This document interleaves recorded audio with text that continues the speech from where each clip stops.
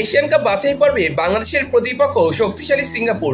সেই ম্যাচে বাংলাদেশের বড় অ্যাডভান্টেজ, ম্যাচটা হবে দেশের মাটিতে, নিজেদের সুবিধা মতো মাঠের পিচ তৈরি। এরপর সেই মাঠে অনুশীলন এবং ফ্রেন্ডলি ম্যাচ খেলার পাশাপাশি স্বাগতিক সমর্থকদের উৎসাহ সবকিছুই আছে বাংলাদেশের অনুকূলে। এছাড়া ঘরের মাঠে হেড কোচ কাবরেরার অধীনে জামাল হামজাদের রেকর্ডও খুব একটা খারাপ নয়। দেশের মাটিতে কাবরেরার অধীনে বাংলাদেশ 12টি ইন্টারন্যাশনাল ম্যাচ খেলেছে, যেখানে Bangladesh south Asia, east Asia, West Asia, Oceania এবং আফ্রিকা অঞ্চলের দলগুলোর সঙ্গে খেলেছে। এই তালিকায় অস্ট্রেলিয়ার মতো শক্তিশালী দল যেমন আছে, তেমনি আছে ভুটানের মতো নিচু সারির দল। ঘরের মাঠে কাবরেরার অধীনে 12 ম্যাচ খেলে 4টিতে জয় পেয়েছে বাংলাদেশ, 4টি ম্যাচ হয়েছে ড্র, 4 ম্যাচে হারের স্বাদ পেয়েছে লাল সবুজের প্রতিনিধিরা। এই 12 ম্যাচে বাংলাদেশ গোল করেছিল 9টি, হজম করেছে সমান 9 গোল।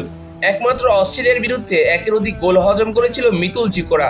বাংলাদেশ 4 ম্যাচে ক্লিন শিট রাখতে সক্ষম হয়েছিল। বাংলাদেশ যে 4 ম্যাচে জয় পেয়েছিল তার 3টি জয় এসেছে সাফের দলগুলোর বিরুদ্ধে, অন্য জয়টি এসেছে আফ্রিকার দেশ সিশেলসের বিরুদ্ধে। 2023 সালে তারিক কাজীর গোলে সিশেলসের বিরুদ্ধে 1-0 গোলে জয় পেয়েছিল বাংলাদেশ। এছাড়া সেই বছর বিশ্বকাপের বাছাই পর্বে রাকিব এবং ফাহিমের গোলে মালদ্বীপের বিরুদ্ধে 2-1 গোলে জয় পেয়েছিল বাংলাদেশ। একই স্কোর লাইনে গত বছর মালদ্বীপকে হারিয়েছিল তপু তারিকরা। এবার বাংলাদেশের হয়ে স্কোর করেছিলেন মুজিবুর রহমান জনি এবং পাপন সিং। 4 নম্বর জয়টি এসেছে গত 4 তারিখে ভুটানের বিরুদ্ধে। এই ফ্রেন্ডলি ম্যাচে বাংলাদেশের হয়ে গোল করেছিলেন হামজা চৌধুরী এবং নিজের ক্যারিয়ারের প্রথম আন্তর্জাতিক গোল পেয়েছেন সোহেল রানা। অন্যদিকে বাংলাদেশ 4টি ম্যাচ ড্র করেছিল মঙ্গোলিয়া, আফগানিস্তান এবং লেবাননের বিরুদ্ধে। 2022 সালে মঙ্গলের বিরুদ্ধে ম্যাচটি ছিল দেশের মাটিতে কাবরেরার অধীনে জামাল ভুঁইয়াদের প্রথম ম্যাচ। সেই ম্যাচে সুমন রেজার একের পর এক গোল মিসের কারণে নিশ্চিত জয় হাতছাড়া হয়েছিল বাংলাদেশের জন্য।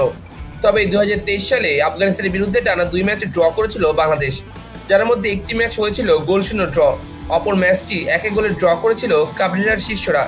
সেই ম্যাচে বাংলাদেশের হয়ে একমাত্র গোলটি করেছিলেন শেখ মোরসালিন। এই মোরসালিনের গোলেই শক্তিশালী লেবাননকে 1 গোলে রুখে দিয়েছিল বাংলাদেশ। জয় এবং ড্রয়ের কথা বললাম, এবার চলুন হারের কথা বলা যাক।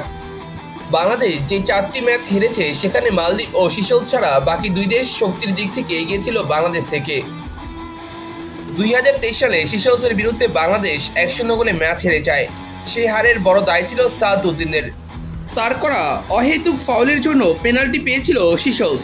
এছাড়া ফিটনেসবিহীন সজীব, অপরিপক্ক মুজিবুর রহমান জনি এবং রিমনের মতো অযোগ্য ফুটবলারদের খেলিয়ে টিম কম্বিনেশন নষ্ট করার দায়ভার কিছুতেই এড়াতে পারবেন না কাবরেরা। এছাড়া ঘরের মাঠে ফিলিস্তিনকে হারানোর দুর্দান্ত সুযোগ ছিল আমাদের কাছে। রমজান মাসের দুপুরের রোদে আয়োজন করা হয়েছিল ম্যাচটি। রোজা রেখে ফিলিস্তিনের একাধিক ফুটবলার ম্যাচ খেলেছেন, যার কারণে হাফ টাইমের পর শাহরে রিমন, জাফর ইকবালের মতো গতিশীল ফুটবলারদের মাঠে নামিয়ে ক্লান্ত ফিলিস্তিনকে ধরাশায়ী করার সুযোগ ছিল আমাদের কাছে। তবে কাবরেরা এদের না নামিয়ে মাঠে নামান রফিককে। এছাড়া মেহেদী হাসান মিঠুর জায়গায় শাকিলের মতো নিম্নমানের ডিফেন্ডার খেলে ডিফেন্স দুর্বল করে রেখেছিলেন কাবরেরা।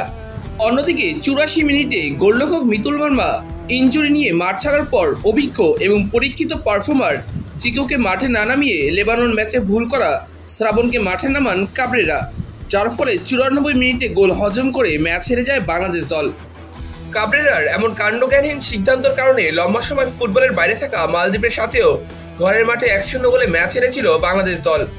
তবে অস্ট্রেলিয়ার বিরুদ্ধে 2-0 গোলে হার বাংলাদেশের প্রেক্ষাপটে মন্দ নয়। ঘরের মাঠে ওভারঅল ভালোই করে আসছে বাংলাদেশ। সিঙ্গাপুরের বিরুদ্ধেও জয় অসম্ভব কিছুই নয়, কারণ বাংলাদেশের কাছে এখন হামজা, সামির সোম, ফাহমিদুলের মতো ফুটবলার আছে।